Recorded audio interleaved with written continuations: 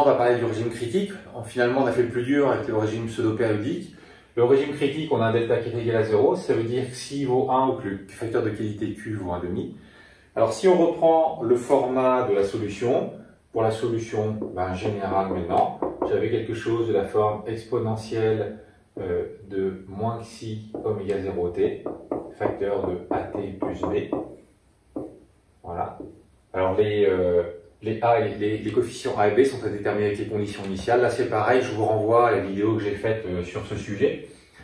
Donc, à partir de là, on voit ce que je vous ai dit pour le régime apériodique, c'est-à-dire que là, en fait, si on reprend les solutions, on voit qu'on a l'exponentielle moins xi oméga 0t qui correspond à la partie moins b sur 2a des solutions du polynôme caractéristique. D'accord ?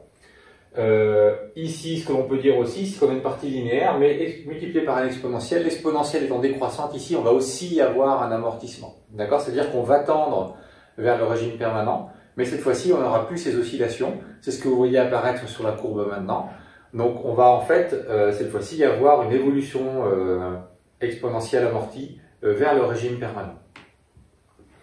Voilà ce que l'on peut dire là-dessus ici. Donc ça veut dire que cette fois-ci, plus de risque de surtension, d'accord, on va évoluer de manière progressive vers ce régime permanent, comme on le voit ici sur la courbe.